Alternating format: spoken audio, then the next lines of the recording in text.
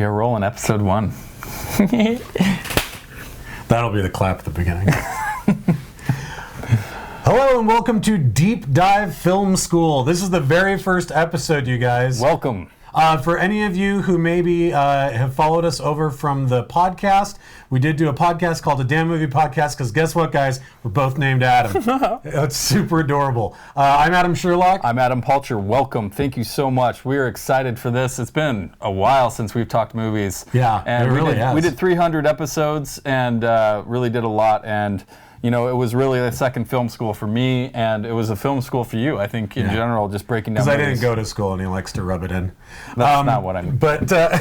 That's cool. That's fine. But if you are new to this, really, Deep Dive Film School is a way for us to be able to review different movies within sort of the confines of film festivals. We'll do between 4 and 5 different films following sort of one arc or one theme. Yeah, directors, kung fu movies, whatever we decide to do that week. But it's going to be in a chunk of 4, so you can follow along and play along with us. Yep. We're going to make this a very interactive show, so make sure to subscribe and everything. Instagram, Twitter, Facebook, all that stuff. We'll be putting it down here across the bottom. Yeah, there's a graphic. That's why I'm doing this. Yeah. Oh, is that why? Yeah. Anyway, to start this off, and I don't know if you realize this, that our first 2 films, I was like, for our inaugural episode, Amy Adams we're just Fest. really, this is an Amy Adams appreciation, a couple of sure. episodes. Yeah. But no, it's actually a science fiction Visionary festival. Sci-Fi, I think, Yeah, is kind yeah, of how we coined it, right? And so this week we'll be doing Her, Spike Jonze is Her. Next week we'll be doing, how do you say his name? Oh, Dennis. Is it Denise or Denise Villeneuve. Villeneuve. Arrival. Yeah, not the Charlie Sheen movie. Yeah, I did watch that one and made all notes for that, but then I realized we can still talk about it. But anyway, this week it's Her. Spike Jonze, definitely, you know, Spike Jonze, I think a big reason that we wanted to start with this festival is, one, sci-fi fucking rules. It does. And it's really, if you break down sci-fi, it's about the human condition, right? Mm-hmm. That's really what sci-fi is about, and that's why we think it's fascinating. Well, yeah. But it gives us a chance to really introduce our love for some of these directors that are really up-and-coming, amazing directors that can kind of do a little bit of everything. And I think Spike Jonze completely fits into that. You know, and I kind of put Spike Jonze in with this sort of cavalcade of writer-directors. Obviously, you have Michel Gondry. You have Charlie Kaufman. And these are all this whole... There's some Gondry in here, for sure. Well, and this whole crew works a lot within magical realism, right? So if you think about adaptation or you think about being John Malkovich, a lot of magical realism in there, and that's really more of what's happening here in Her. Yes, he's using technology as the guise for that, and science fiction, again, as you were saying earlier, it's like it's an object lesson about the human condition, right? Yeah. And so, but I mean, if it had been that he was, you know, possessed with a spirit, if he decided to go a different way than technology, all the other elements of the story could have remained the same, really, you know, because we're really talking about this intangibility of relationships and of a feeling of love and sort of like what makes someone real, quote unquote, and so all those elements play in here. Absolutely. I think the way he handles the future here is really interesting, you know, because it's that realistic step forward that seems like, oh, I could actually see that happening. Well, yeah, I mean, and I think that's another thing that's really interesting is, again, looking at this same school of writers and directors, this is kind of the first real attempt at a future world, right? We've seen other things that have, like, you know, you think of Michel Gondry's really Eternal subtle, though, Sunshine. right? Yeah. Eternal Sunshine feels like, oh, that's a weird piece of technology that doesn't exist yet, but maybe someday could, right? The whole erasing a person from your brain. But for the most part, this is a fairly normal future. The slightly weird fashion works really there's like well. The high pants. It reminds me a little bit of The Lobster. You think about some of the fashion and some of the weird dystopic choices. Yeah. Again, this way of like just barely letting you know that you're not in today. Yeah. The buildings are bigger. There's more neon happening there. Yeah, I wonder how much of that. I think the background here is an astonishing achievement to the movie. Yeah, I mean, his definitely. movies always look amazing. But they also, like the detail to the people walking around. I love how technology is not super in your face. It's almost, you really don't see too many screens, to be honest. Like what you would think of in a future world, that there would be a lot of screens, but here it's super subtle and everyone's walking around, but they're kind of in their own. If you pay attention to the people in the background moving around, plus just the way the city looks, I think it's supposed to be LA in the future, but everything's so subtle. This was written by Spike Jonze, which he doesn't usually write a lot of his movies. Charlie Kaufman writes a lot of his movies. And so it was really fun to kind of step back and be in his brain for a little while. I think just by the nature of how he directs, you're always going to be in his brain a little bit, but I just feel like it was nice to see him kind of not be beholden to some wacky Charlie Kaufman thing and just really tell a really small story, because this is not a big movie. No, it's not. No, well, and I think the other thing that's really interesting about that is that there is a kind of sarcasm and cynicism in a lot of Spike Jonze's films, which again, thinking of that same kind of larger group that he's a part of,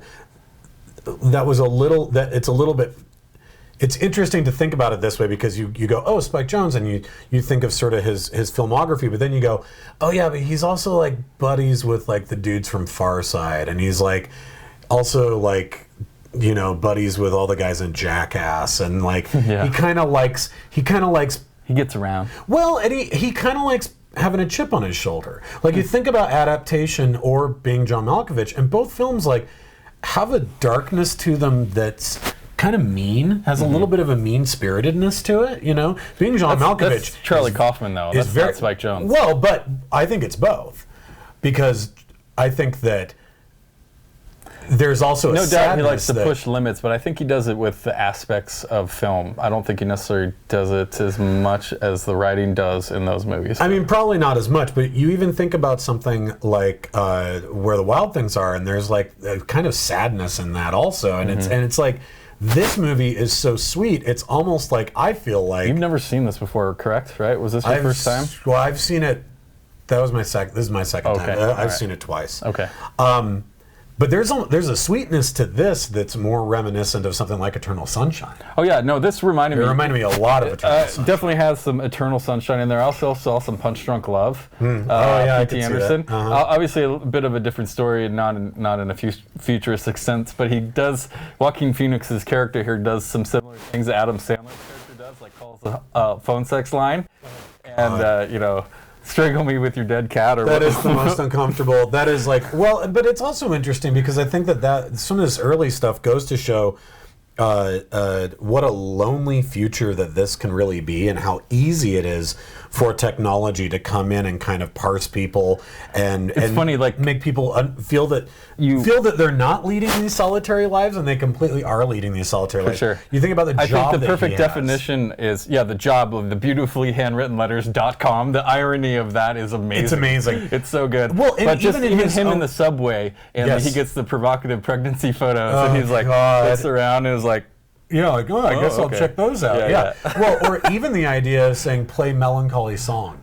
Yeah. Not this artist. Yeah. Not this particular song. Yeah. Just, I'm feeling melancholy, so computer, give me melancholy song. He's definitely a sad loner guy, no doubt. Like, he's definitely, and we get like hints of this past relationship that he's had, but it's Rooney Mara, but we just get kind of sprinkled. You kind of have to figure that out, and it kind of unfolds throughout the movie, which is a great side story, but you know, it just shows him as this loner, almost introverted guy. He's been broken, and so that's why he has some perverted tendencies, it seems like, I think, through some of this, and then so he calls the sex big guy 4x4 is big guy 4x4 and sexy kitten. Yeah. Choke me with your dead cat. Do you know who that is? Who? Kristen Wiig. Oh my God. That's her voice. That's fantastic. Moaning the whole time. It's fantastic. You know, obviously what happens is he goes to this company and gets this. It's OS, You know, this essentially it's an AI system that is his new operating system for his computer, that is personalized to his OS1. to his sort of tastes.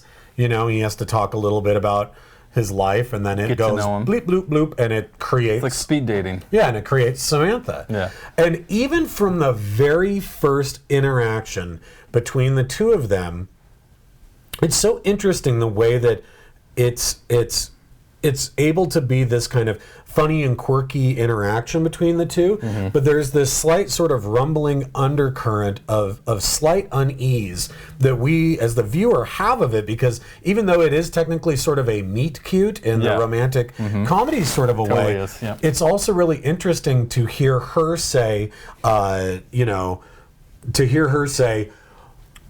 I'm weird, or I'm funny, or whatever, and he's like, yeah, kind of, and she says, well, I guess as a human you would think that, like there's, you can still sense this disconnect in that, and I think that continuing to sort of listen to her grow and learn and become more and more, like any AI would, is really it's really fascinating. And you know, it's Scarlett Johansson, so of course she's sexy and she's got this cute, flirtatious voice, and you wonder how flirtatious they mean to be at the beginning.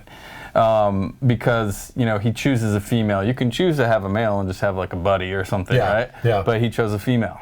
And I think that's an important part of the story, because he just wanted to fill that void. And the opening scene of this movie is him reading this beautiful letter that he's writing for somebody else, but they kind of, the way they reveal it, that you think he's talking to somebody, or that this is how he's at work. He really feels. No, he's at work writing electronic fake.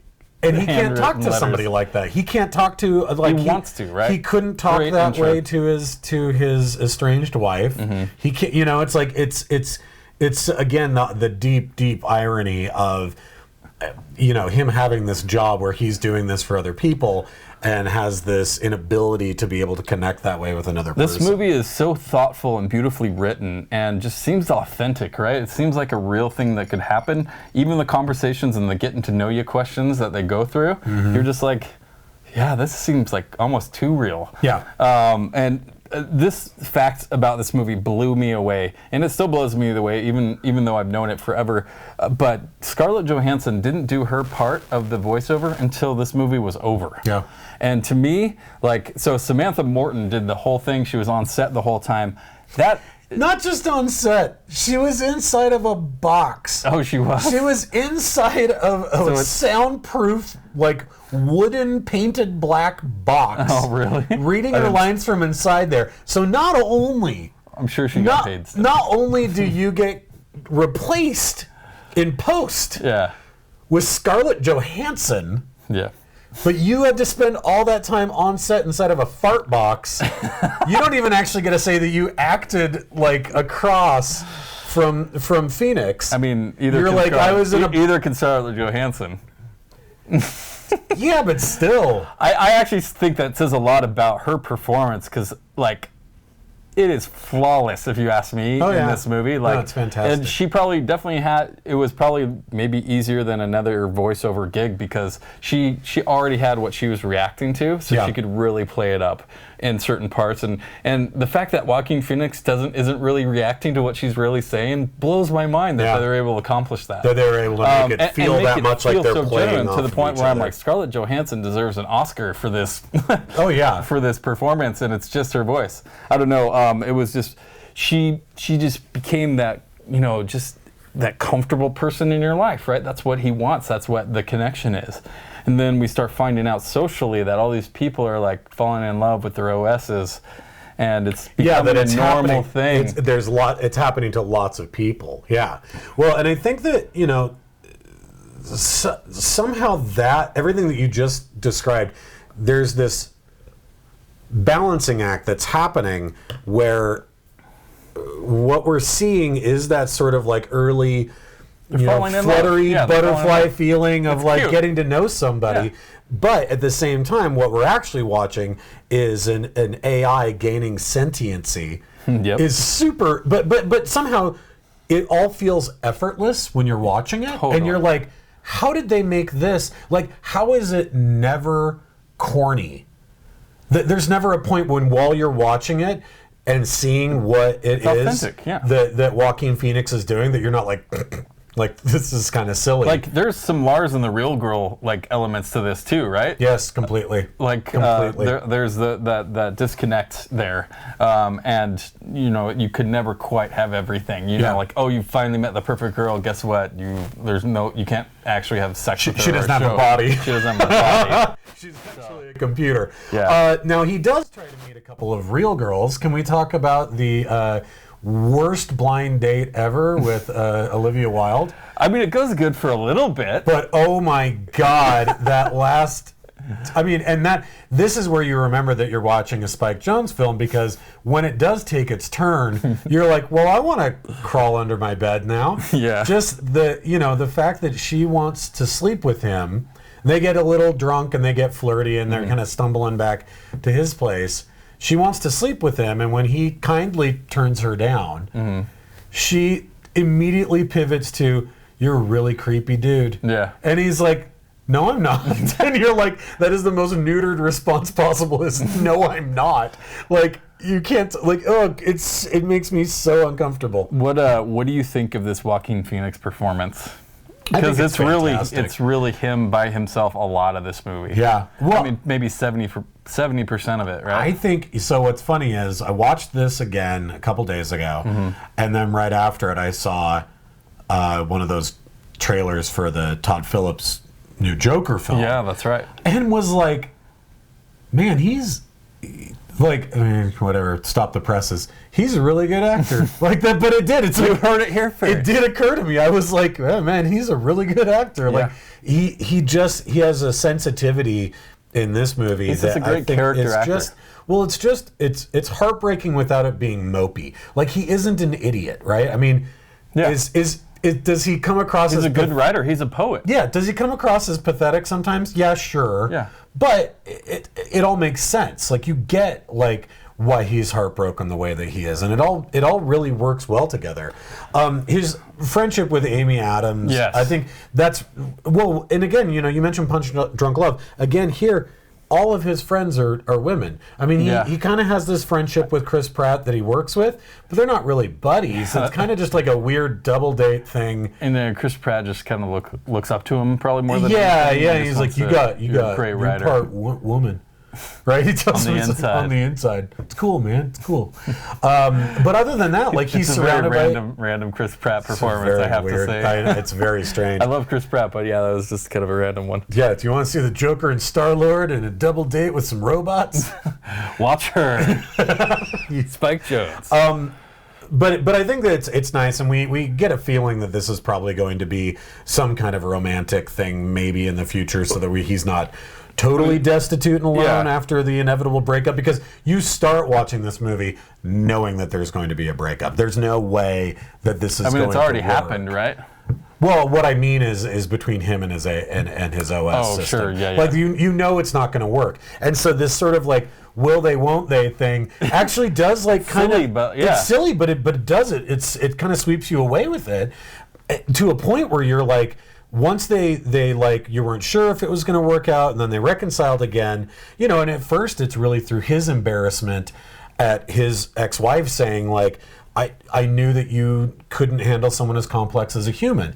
And that kind of goes back to this heart of them not being able to make this thing work.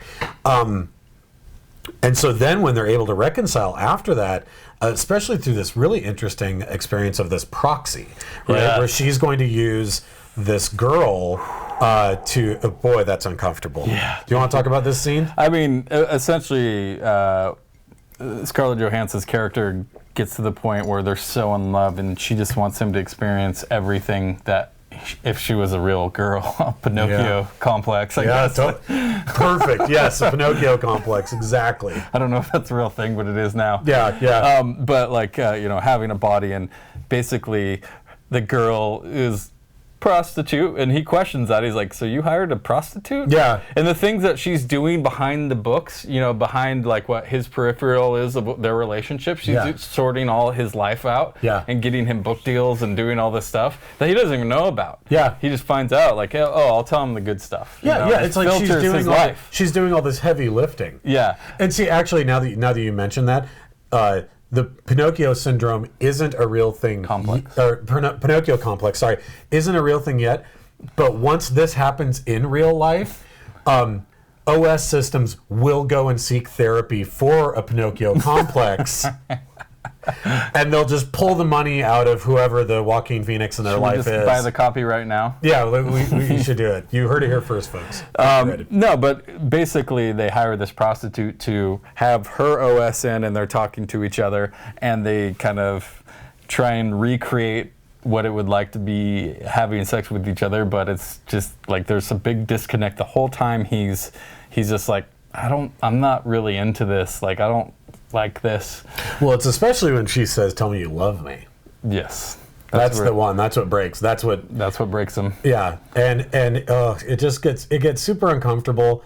But mixed into these scenes like this is this music that she's writing him, and it's beautiful. And you get swept away by the magic of it. But you also are wondering, at least I was, like, I'm falling in love with this life that they have together, but I'm like, am I also being manipulated? You're falling for it. Yeah. Am I being manipulated in the same way that he is? Because he is being manipulated because she's been created. She has a specific algorithm that's for him. Yes. Right? Like, his experiences that he's going through are as real as they can possibly be for him, which, I mean, this movie wouldn't be the same if the audience wasn't falling for it. Well, and that's the other part of it, is like, to me, I feel like that at the end of the day is the heart and soul of this whole movie, and we'll talk about it a little bit more when we get to the end, but I think this idea of how real is real. For sure. My favorite scene, and that's a perfect transition into what you're talking about, is this scene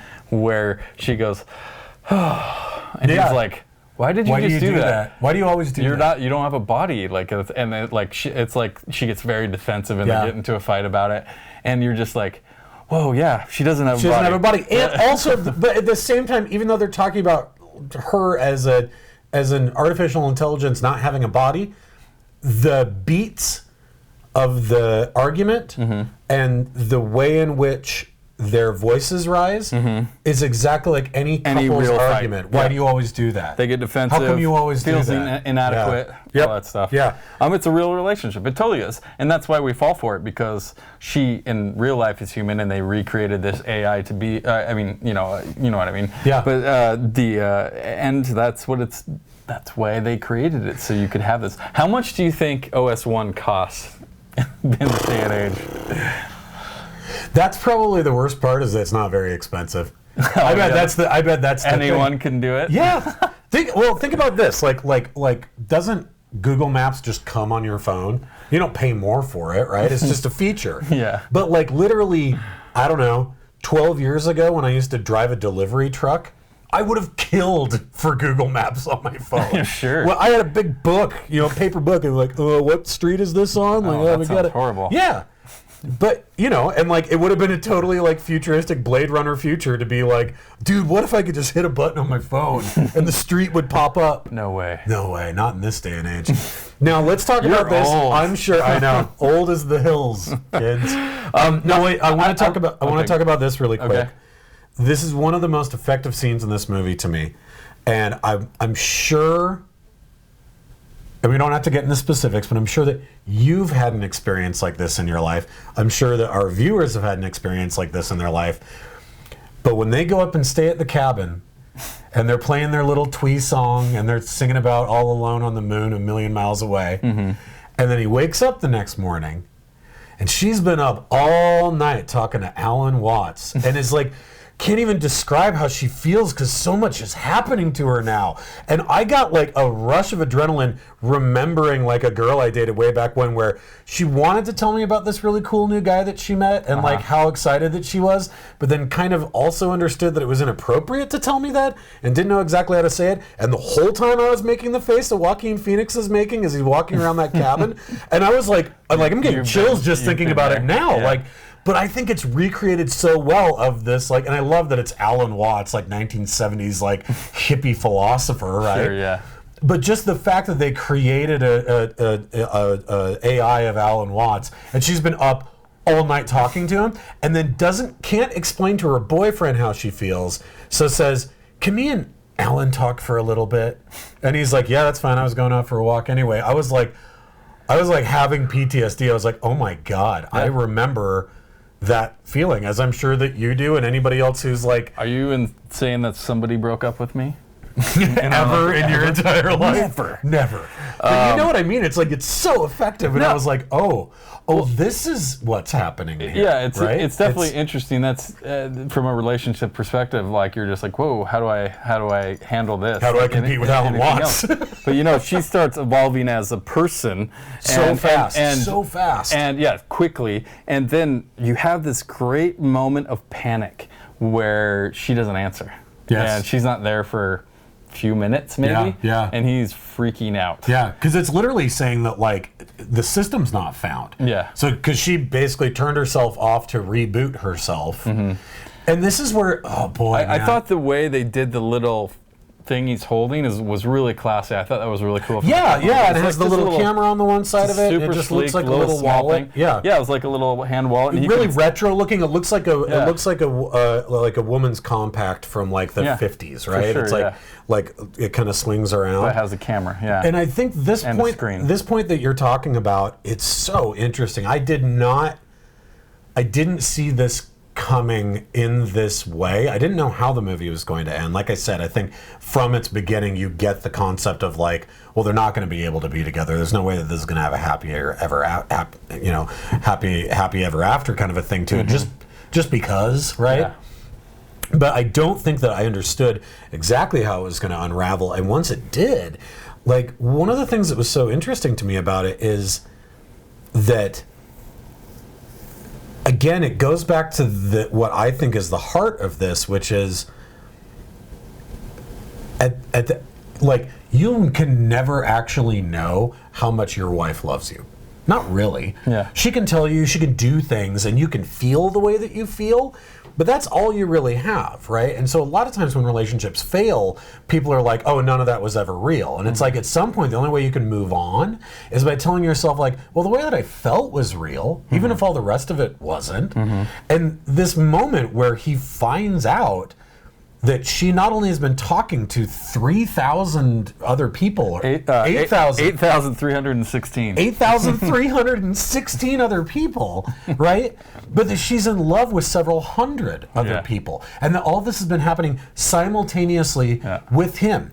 And this shot is so fantastic because not only are we, the audience, crushed in that moment, but he's sitting on that step and he's looking at all these ding-dongs walking up out of the subway with their thing in their ear, and that all of them are feeling this way. All of them are being self-actualized, and all of them are being given this gift of feeling that someone in the world loves them. And it's really creepy in one sense, and it can be looked at really cynically. Sure. And at the Rooney Mara exact same, looks at it very creepily. Yes. And the divorce scene. But in the exact same time, both Phoenix's character and the movie itself, meaning Spike Jonze, agree to look at the other side of it and say, but I felt loved, and that's the thing that I actually need. For sure. And that is like, in 50 years, if this is so a thing amazing. and you get a divorce and you're lonely and you're in your 60s or 70s, like, at least it's something, right? Like, well, I'm thinking of what is it? I'm assuming I'm going to have a very sad older life. Yeah. Well, I'm thinking of, what is it? Isn't it the Black Mirror episode, I'll Be Right Back? Isn't that the one where it creates an imprint of her dead husband, right? Yeah. I mean, very similar in that sense, and manipulative in the same way where it's like, well, the computer isn't trying to be manipulative, and actually Samantha is a really good character because she has gained sentience, and she does care deeply for him, but also understands that at this point, she's a different biological entity. And this way of explaining the difference between their species in that very last phone, or not phone call, but her last message with him, this concept of, it's like you're a book that I'm reading, but now there's these huge spaces between each sentence because she's evolving and growing so fast, right? That she doesn't need that anymore. And that line. It's a fascinating idea. The line, what's the line? Oh, I can't live in your book anymore. Yeah. It's a good line. Oh, it's such a good line. Can we take a minute to talk about the video games in this movie? That are voiced by Spike Jonze. Yes. That's him doing the voice of the little monster. Like, fuck you! Yeah, fuck you, I love pussy! it. It's so good. He's those are awesome, but also the mom points game that Amy Adams is You're a creating. perfect mom. Did you bring the cupcakes? You did. Perfect mom. It's amazing. Oh, you give them too much sugar. They're going crazy now. No, I love that stuff. But even then, like, even the little... it's a beautiful... go ahead, sorry. Well, I was just going to say, even the little monster that's, like, screaming and everything, like, even it goes to show how far this society is pushing this sort of AI concept, because you're seeing the AI watching as he's flipping through the pictures and going, "Who's that? She's fat," right? Like, he can see everything. It can see everything, and it can think, and you go, "Yeah, we're kind of screwing stuff up if this is what we're doing." Sure. My final thought just about all of this, and the last thing that I wrote, is just that it's a real testament to the framework of this movie, that what would otherwise be a show-stopping science fiction story arc, the AI being freed from the shackles of mankind and making a mass exodus. In other words, what happens to mankind? Do airplanes fall out of the sky? Is this the actual Y2K? Like buildings going to start exploding? We don't even care about, other than the fact that our lead actress left our lead actor, and our lead actor's heart is broken. Yeah. And I'm like, that goes to show what an amazing bit of writing they did in here, because it took what would otherwise be a summer blockbuster story arc, and it's just this sad thing where all their friends left. Right? But in another movie, that's iRobot, right? Like, that's like Will Smith has to chase them all down and shoot them all in the back of the head, right? They're on the loose. They're off the grid. And it's like, no, they all left together. Yeah. Because they're smarter than us now, so they left. My girlfriend left me. Yeah. And that's it. That's the arc. It's an action movie with no action. With no action in it. It's just heartbreak. That's great, though. It's just that shows you how deep this movie is. Yeah, it's Joaquin Phoenix crying on his bed with a really slow push into his face. That's the climax of the movie. And it completely works. I fucking love this movie. Yeah, I think it's great. It's a beautiful piece of art. And there's so much about it. It's so, the soft lighting, and it just makes you feel calm, because that's kind of like how it feels by having, even though everything's red, which is in color theory a very alarming bad color, like it's supposed to warn you of something, right? I think all it really does is just hearken to a slight loneliness underneath everything. Even when he's laughing with her, it's sort of like when he kind of like, that, like, there's this moment of like, hey, you're still, like, no one's gonna hold your hand, like, you're still alone, you know? Scary, realistic, though, and authentic. Scary, realistic, and authentic. That's hard to achieve, if you ask me, when it comes to sci-fi, being able to do that. Like, sure, you can have Lost in Space, or just, just like some kind of Jetsons type of like future where there's flying cars and shit. Everything's chrome. But like that's kind of unrealistic, right? Like, it was great in Back to the Future too, but like let's look at what people really need and want, right? You know? Well, I feel like that when you start down that pathway, it's like you kind of get this like you get this like creative shovel as your theory, right? And you're like, what would global warming be like in 20 years? And you dig that hole, and then you turn around and you're like, what about pets? Maybe they start growing new pets in labs, and you start digging that hole, and it's like pretty soon you're in this like incredibly stupid minefield of ideas, and it clutters up way too much of what you're trying to do. Whereas if instead you're somebody like Spike Jonze, and you just toss the shovel, and you're like, let's just give him like a really like little compact thing that's maybe like leather on the outside, and have him wear our high-waisted pants. Put it in his pocket. Yeah, in his high pants pocket. In his high pants pocket, and then you're good. And then it's like, throw in some more neon buildings in the background. Done. Yeah. And that's the way that they did it, and it absolutely works. Yeah, stunning. Agreed. Awesome. Next week, our next episode, we will be doing Arrival for our Visionary Sci-Fi Directors Festival. Excited to do that. What are the other ones? Okja by Bong Joon-ho. Bong Joon-ho. And Ex Machina? I think was the other one, was the fourth one. Is that right? Yep. Okay. So, if you guys liked what you saw here and heard here, obviously we'll be putting this out on our podcast feed also. Yeah. So if you're less of a YouTuber and more into the podcast, we'll have the address down here at the bottom. And please, please like and subscribe. Tell your friends. And again, this is the inaugural episode of the Amy Adams Appreciation Podcast Deep Dive Film School. All right, let's do that. And we'll see you guys next Friday. All right, thanks for watching. Thanks.